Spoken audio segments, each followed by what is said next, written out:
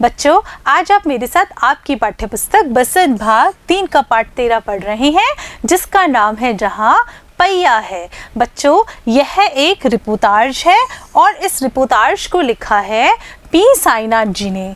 बच्चों, यह जो रिपोर्टाज शब्द है, इसको पढ़कर आपके मन में बहुत ही अधिक उथल पुथल मच रही होगी, क्योंकि आपने अभी तक हिंदी में कहानी, निबंध, कविता, संस्मरण जैसी विधाएं पढ़ी है। अब आपके सामने आज ये नई विधाई है जिसका नाम है रिपोर्टाज। हाँ बच्चों, मैं आज आपको बताती हूँ रिपोर्टाज क्या होता है। रिपोर्टाज एक फ्रांसीसी भाषा का शब्द है जो कि अंग्रेजी भाषा के रिपोर्ट शब्द से बना है। बच्चों, ये जो रिपोर्टाज है वह हिंदी साहित्य में गद्य लेखन की एक ऐसी विधा है जिसमें कि किसी भी घटना का आंखों देखा वर्णन प्रस्तुत किया जाता है। इसमें घटना की सत्यता का होना पाया जाता है, यानी यह काल्पनिक नहीं होती है। बच्चों, रिपोर्टाज लिखने के लिए हमारे लेखक को पत्रकार भी बनना पड़ता है। हाँ बच्चों, जो ये रिपोर्टाज लिखी जाती है वह अधिकतर उन लोगों के द्वारा लिखी जाती है जो कि पत्रकार भी होते हैं और साहित्यकार भी होते हैं। तो बच्चों, आज आप मेरे साथ एक ऐसा ही रिपोर्टाज पढ़ने जा रहे हैं जिसको कि हमारे पी साईनाथ जी ने लिखा है। और पी साईनाथ जी पेशे से पत्रकार भी हैं और साहित्यकार भी हैं। बच्चों, ये जो शीर्षक है जहाँ पहिया है, आपके मन में इसको भी पढ़कर बहुत सारे विचार आ रहे होंगे। तो बच्चों, मैं आपको बताती हूँ कि यहाँ जो ये पहिया शब्द है वह क्या है। बच्चों, जो पहिया है वह हमारे जीवन को हमेशा से आगे बढ़ाता रहा है, क्योंकि जब मनुष्य ने पहिए का आविष्कार किया था आदिम युग में, तब जाकर हमारा समाज बहुत आगे बढ़ा और निरंतर आगे ही बढ़ता जा रहा है। तो बच्चों, पहिया एक गतिशीलता का प्रतीक है, यानी कि समाज में जो हम आगे प्रगति करते हैं वह हम पहिए के द्वारा ही प्रकट करते हैं। अगर पहिया चलता रहेगा तो गाड़ी आगे बढ़ती रहेगी, ऐसे ही पहिए से हम गतिशीलता को प्रकट करते हैं। तो बच्चों, आज जो रिपोर्टाज आप पढ़ने जा रहे हैं उसमें भी पहिए के माध्यम से क्रांतिकारी परिवर्तन हुआ है। क्रांतिकारी परिवर्तन कैसे हुआ है कि वहाँ पहिए से महिलाओं ने समाज को बदला है, खुद को बदला है, खुद को सशक्त किया है। हाँ बच्चों, आज जो आप रिपोर्टाज पढ़ेंगे उसमें आप पहिए से स्त्रियों के जीवन की बदलती कहानी को पढ़ेंगे। और आज जो आप कहानी पढ़ने जा रहे हैं वह तमिलनाडु जिले के एक गांव पुडुकोट्टई की है, जहां पर कि बहुत सारी महिलाओं ने पहिए के माध्यम से अपने जीवन में बहुत सारे बदलाव किए हैं। और उन बदलाव को हमारे पत्रकार पी साईनाथ ने अपने शब्दों में पिरोया है और शीर्षक के रूप में आपके सामने लाया गया है।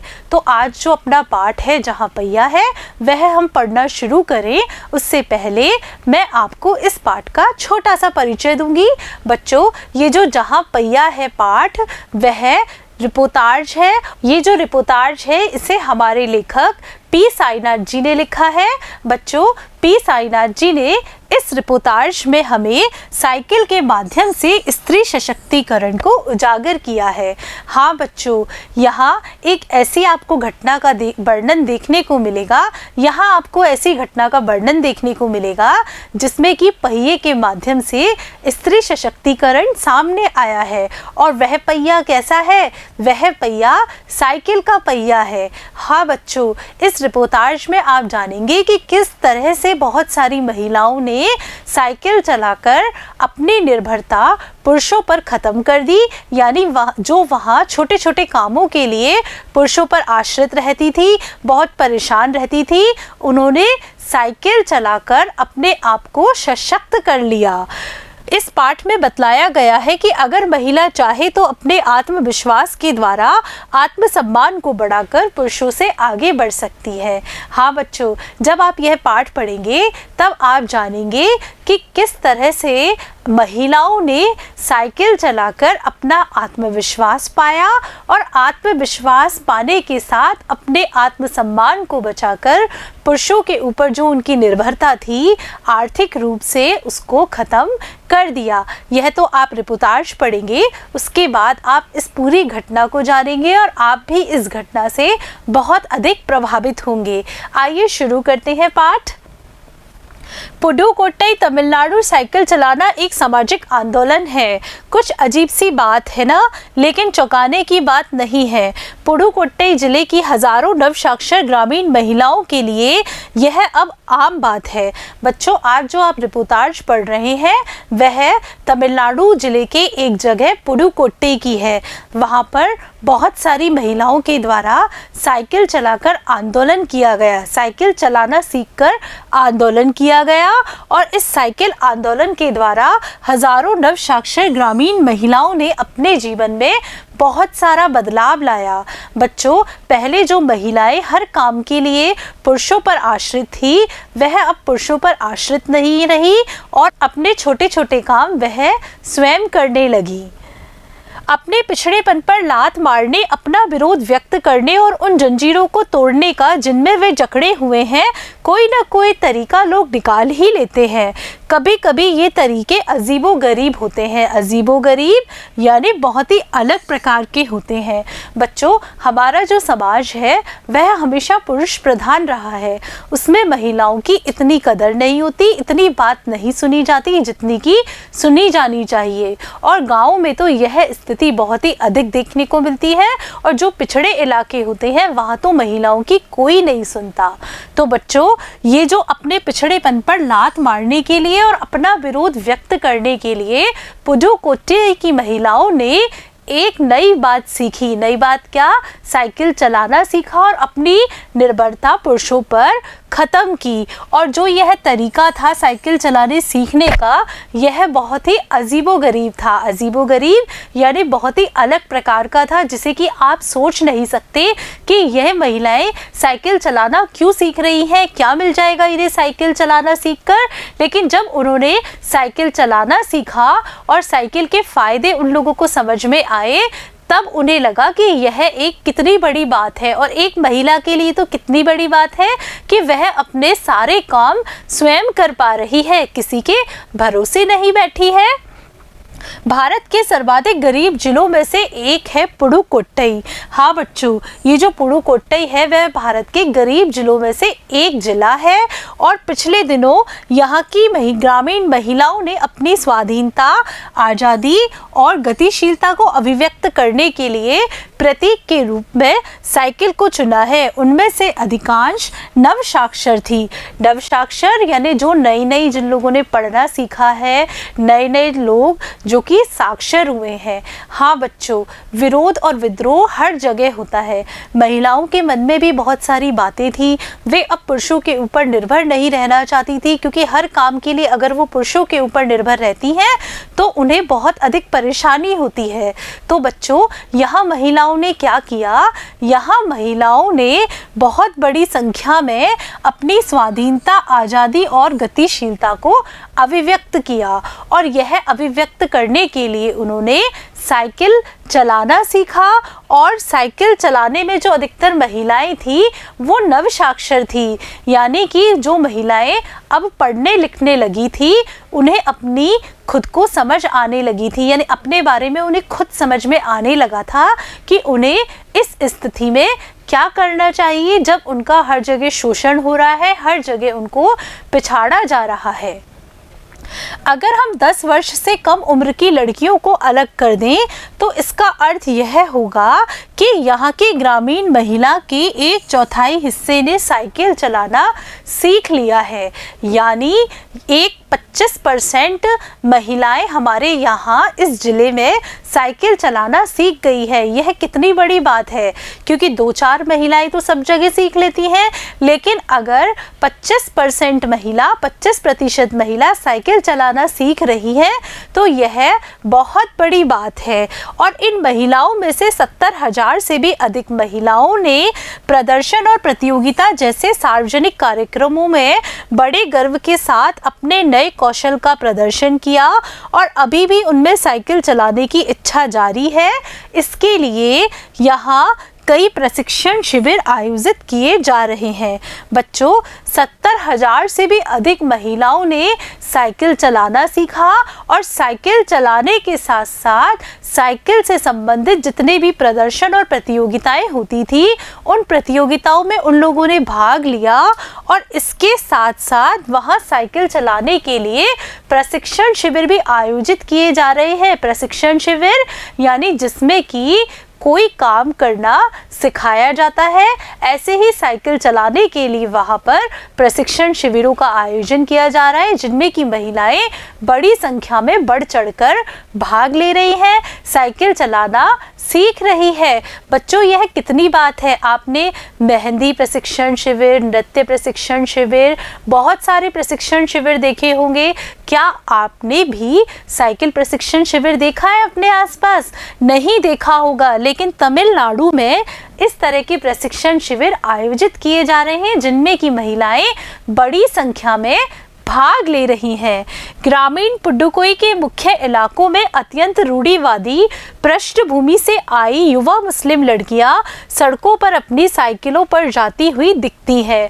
बच्चों, ये जो पुडुकोट्टई जिला है वहाँ गरीब तो है, पिछड़ा हुआ भी है और यहाँ पर जो लोग हैं वो रूढ़िवादी पृष्ठभूमि के हैं। रूढ़िवादी यानी कि बहुत ही पुराने या परंपरागत विचारों वाले हैं जिनमें कि महिलाओं को आगे बढ़ाने के लिए प्रेरित नहीं किया जाता।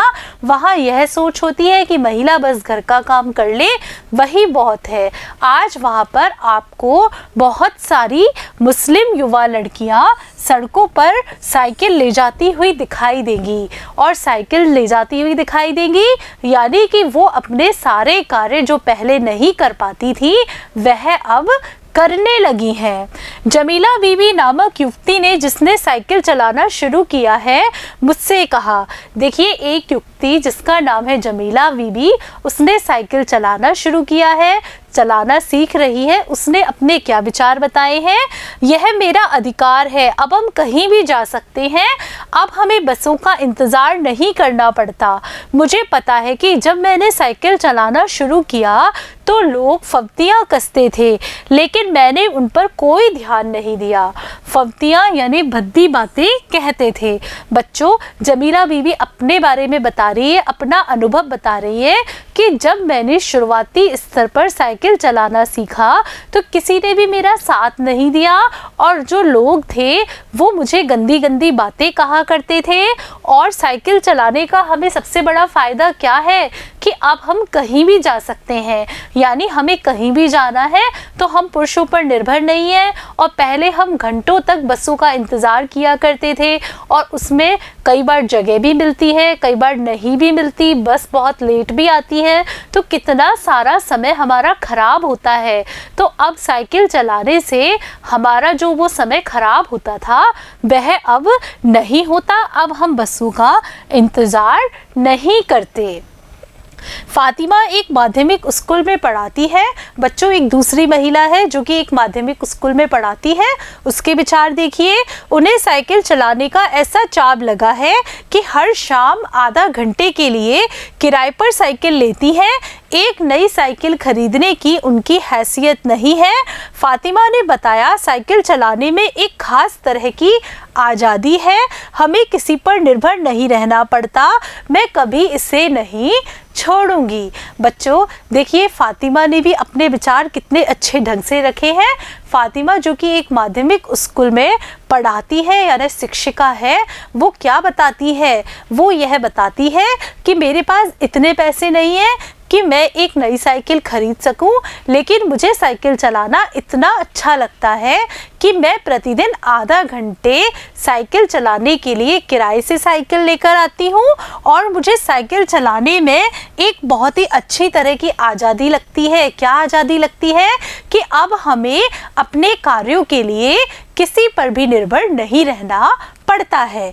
जमीला, फातिमा और उनकी मित्र अवकन्नी, इन सब की उम्र 20 वर्ष के आसपास है और इन्होंने अपने समुदाय की अनेक युवतियों को साइकिल चलाना सिखाया है। बच्चों, ये जो तीनों युक्तियां हैं ये खुद तो साइकिल चलाती ही हैं, साथ में अपने समुदाय की जितनी भी युक्तियां हैं उन सबको साइकिल चलाने के लिए प्रेरित भी करती है और साइकिल चलाना भी सिखाती है, ताकि वह भी अपने पैरों पर खड़ी हो सके, अपनी निर्भरता खुद के ऊपर रख सके, दूसरों पर से अपनी निर्भरता खत्म कर सके।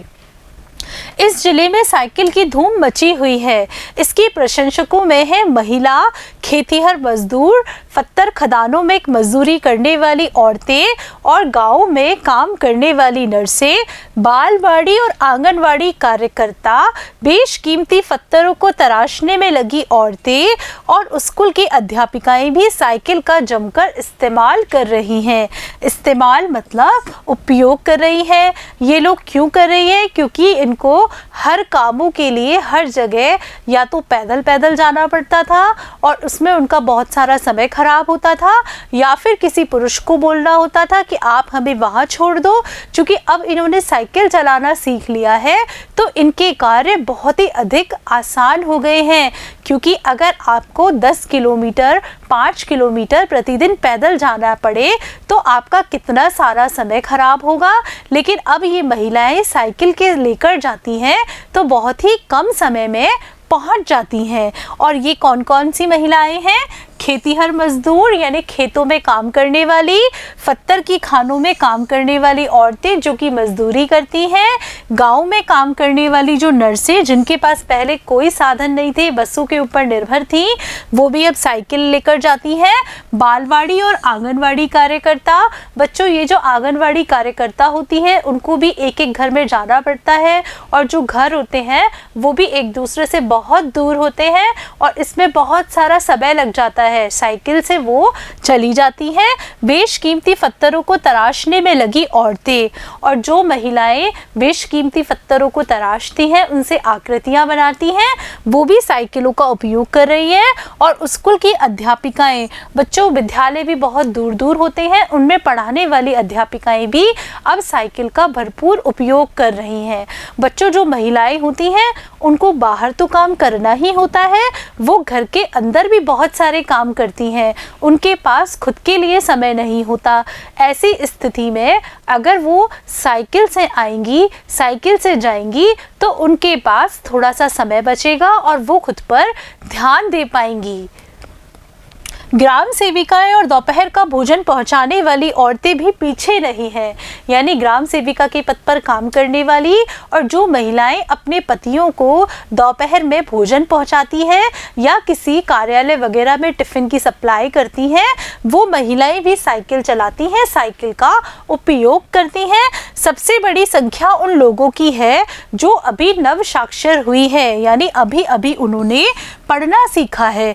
जिस किसी नवसाक्षर अथवा नई साइकिल चलाने वाली महिला से मैंने बातचीत की, उसने साइकिल चलाने और अपनी व्यक्तिगत आज़ादी के बीच एक सीधा संबंध बताया। व्यक्तिगत आज़ादी कि अब वो साइकिल चलाकर कहीं भी जा सकती है। अगर उन्हें बाज़ार जाना है और बाज़ार बहुत दूर है तो उनकी निर्भरता पुरुषों पर ख़त्म हो गई है। अब वो खुद अपनी साइकिल उठाकर जा सकती हैं। उनको बाज़ार में कोई सामान बेचने जाना है, कहीं काम करने के लिए जाना है, तो बजाय दूसरों पर निर्भर रहने के अब वो खुद अपनी साइकिल उठाती हैं और खुद चली जाती हैं। यानी अब उनके पास उनकी आज़ादी आ गई है। साइकिल आंदोलन एक अगुवा का कहना है, मुख्य बात यह है कि इस आंदोलन ने महिलाओं को बहुत आत्मविश्वास प्रदान किया है। आत्मविश्वास, जब महिलाएं खुद के ऊपर निर्भर हो गई तो आत्मविश्वास तो उनके ऊपर आ ही गया। महत्वपूर्ण बात यह है कि इसने पुरुषों पर उनकी निर्भरता कम कर दी। यानी पहले उन्हें बाज़ार के काम के लिए या कहीं आने जाने के लिए पुरुषों के ऊपर निर्भर रहना पड़ता था, अब निर्भर नहीं रहना पड़ता, वह स्वयं ही चली जाती हैं। अब हम प्राय देखते हैं कि कोई औरत अपनी साइकिल पर 4 किलोमीटर तक की दूरी आसानी से तय कर पानी लाने जाती है। हाँ बच्चों, तमिलनाडु जैसी जगह जहाँ पीने के पानी की बहुत ही अधिक परेशानी है, वहाँ औरतें 4 किलोमीटर तक पानी लेने 4 किलोमीटर तक साइकिल चलाकर साइकिल के ऊपर पानी रखकर लाती हैं। पहले महिलाएं अपने सिरों पर मटके रख के लेकर आती थी, जिसमें कि बहुत अधिक समय लग जाता था, बहुत अधिक थक जाती थी। अब वो यह काम साइकिलों से करने लगी है। पानी पीने के लिए बहुत ज़रूरी होता है, यह तो लाना ही पड़ता है। और हमारे पुरुष प्रधान समाज में तो पुरुष पीने का पानी ले जाना अपना अपमान समझते हैं। ऐसे में ये सारे काम महिलाओं को ही करने पड़ते हैं। कभी कभी साथ में उनके बच्चे भी होते हैं। यहाँ तक कि साइकिल से दूसरे स्थानों से सामान ढोने की व्यवस्था भी खुद ही की जा सकती है। बच्चों, जो महिलाएं होती हैं उनके छोटे छोटे बच्चे होते हैं, वह भी उनके पीछे पीछे आते हैं। और कई बार तो ऐसा होता है कि उन छोटे बच्चों को घर पर देखने के लिए कोई नहीं होता। ऐसे में महिला अपनी गोदी में बच्चा उठाए, सिर पर मटका उठाए, पानी लेने जाए। आप कल्पना कीजिए कि वह उस महिला के लिए कितना संघर्ष का क्षण होगा। साइकिल आने से वह साइकिल पर बच्चे को भी बिठा लेती है, मटका भी रख लेती है और खुद साइकिल चलाते हुए फटाफट पानी ले आती है। तो बच्चों, महिलाओं का संघर्ष साइकिल से कम ही हुआ है और सामान ढोने के लिए वे दूसरे स्थान पर भी चली जाती हैं। लेकिन यकीन मानिए, जब इन्होंने साइकिल चलाना शुरू किया तो इन पर लोगों ने जमकर प्रहार किया, जिससे कि इन्हें झेलना पड़ा। गंदी गंदी टिप्पणियां भी की गई। लेकिन धीरे धीरे साइकिल चलाने को सामाजिक स्वीकृति मिली, इसलिए महिलाओं ने इसे अपना लिया। बच्चों, कोई भी नया काम जब महिलाएं शुरू करती हैं जो कि उनके लिए बहुत अच्छा होता है, तो ये पुरुष प्रधान समाज वह काम करने नहीं देता, महिलाओं को आगे नहीं बढ़ने देता, क्योंकि उन्हें ऐसा लगता है कि इससे हमारे ऊपर निर्भरता खत्म हो जाएगी, महिलाएं आगे बढ़ जाएगी। तो बच्चों, यहाँ भी ऐसा ही हुआ। जब महिलाओं ने साइकिल चलाने के बारे में सोचा या चलाने की कोशिश की, तो यहाँ की जो सामाजिक लोग थे, समाज के लोग थे, उन्होंने महिलाओं के ऊपर जमकर प्रहार किया, उन्हें गंदे गंदे वाक्य बोले, उनके ऊपर बहुत गंदी गंदी टिप्पणियां की। लेकिन धीरे धीरे इन लोगों को समझ में आया कि साइकिल चलाकर महिला कैसे अपना काम कम कर सकती है, यानी जो संघर्ष वो कर रही है उसे वह कम कर सकती है, क्योंकि महिलाओं को घर का काम भी करना होता है, बाहर का काम भी करना होता है, बच्चे भी उनको पालने होते हैं। तो इन सारे कार्यों से उनके पास खुद के लिए समय नहीं होता और साइकिल चलाना सीखने से ये सारे कार्य उनके बहुत ही आसानी से हो रहे थे। साइकिल प्रशिक्षण शिविर देखना एक असाधारण अनुभव है। हाँ बच्चों, साइकिल प्रशिक्षण शिविर जिसमें कि महिलाएं साइकिल चलाना सीख रही हों, वह देखना बहुत ही असाधारण अनुभव है, यानी कि बहुत ही अद्भुत है। किला कुरुची गांव में सभी साइकिल चलाने वाली महिलाएं रविवार को इकट्ठी हुई थी।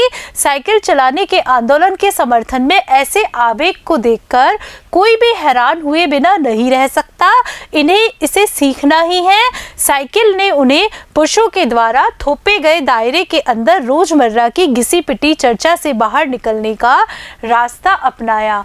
बच्चों, ये जो किला कुरुची गांव है, उसमें सारी महिलाओं ने मिलकर रविवार के दिन साइकिल चलाना सीखने का कार्यक्रम बनाया और सारी की सारी महिलाएं बहुत ही उत्साह से इस साइकिल शिविर में पहुंची और उनके अंदर जो जज्बा था, जोश था, वह यह था कि हमें हर हालत में साइकिल चलाना सीखना ही है, क्योंकि साइकिल चलाना सीखकर जो दायरा उनके लिए हमारे समाज ने बना दिया है, पुरुषों ने उनके लिए जो लाइनें खींच दी हैं, उन लाइनों से वो आगे बढ़ सकती हैं, खुद का विकास कर सकती हैं और अपने ऊपर निर्भर रह सकती हैं। ये नव साइकिल चालक गाने भी गाती हैं। उन गानों में साइकिल चलाने का प्रोत्साहन भी दिया गया है।